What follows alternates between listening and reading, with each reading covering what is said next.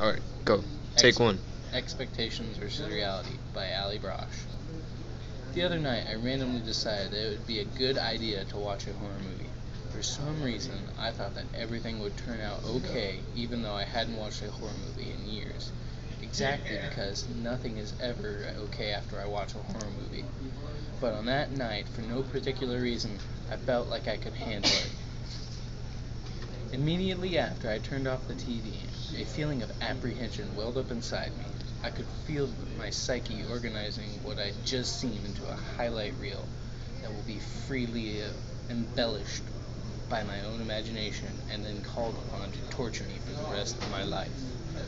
It will be dredged over and over, turning innocuous everyday occurrences into terrifying threats against my survival.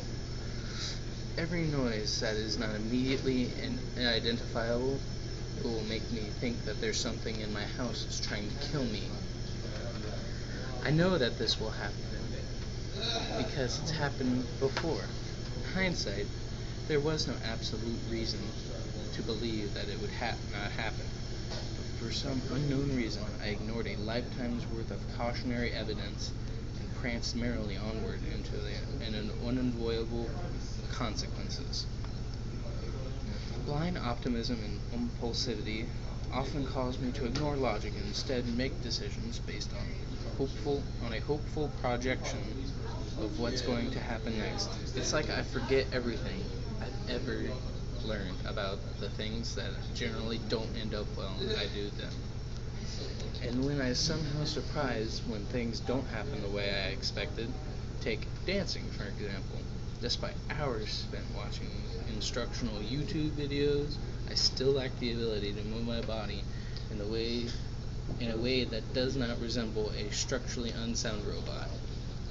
But then I go somewhere where people are dancing. I join in, and at first I try to keep it simple. But after a while, I get tired of repeating the same dance moves. I start wanting to try new things. This is when a little bit of blind optimism creeps in and makes me believe deep down in the very core of my being that not only am I capable of shaking it like Beyonce, that it's exactly what I should be doing. But something about the moves I just attempted feels off. This is usually the point at which I abruptly snapped out of my fantasy, where I am gracefully and sensually into reality, where my body is contorted into a vaguely gargoyle-like shape. I am immediately filled with shame and regret. I begin to wonder why I even assumed that I was capable of making my body do what I did in the picture doing. My coordination is questionable, even while performing simple tasks like walking, putting food in my mouth. In college, I took dance class at the end of the year. The only thing my teacher wrote on my evaluation was, "Allie tries hard." Nothing I ever had done would indicate that I have the potential to dance like Beyonce, but I didn't consider that. Another thing that almost ends in direct contrast to how I imagined it singing while other people are present. One time I went on a road trip with my college roommate, Julie. I really liked Julie, and I desperately wanted her to like me back. But she was quite judgmental, and there is a lot about me to judge. So our time together was usually just a series of tense moments in which I tried my hardest to escape judgment long enough to win Julie's approval. We had just left town. The sun was setting. The windows were down, the radio was playing, and I suddenly overcome with the desire to be a part of a montage where the car singing duet. In my head, it was the perfect opportunity to bond with Julie. I decided it would be a good idea to just start singing enthusiastically in order to get the ball rolling and fulfilling this pointless fantasy of mine. I soon became clear that Julie and I did not participate in this potentially idyllic moment.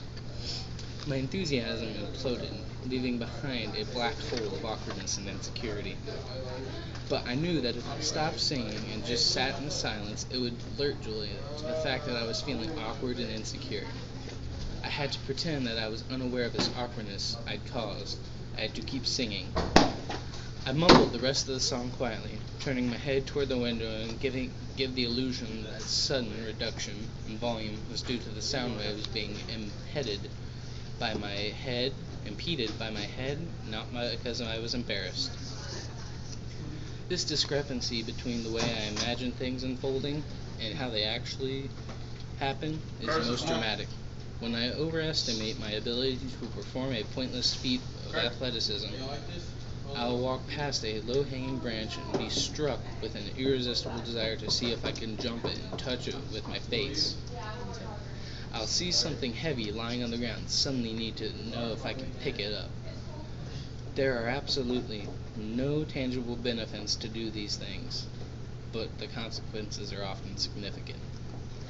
As I'm lying there, crumpled and broken, from my most recent attempt at meaningless success, I feel complete bewilderment, a motivation behind what I just did. There was no point. I'm sure that this decision was based on some scrap of reasoning, but in retrospect, it seems that chaos and unbridling impulsivity just collided randomly to produce a totally unexplainable action with no benefit and all consequences. Done.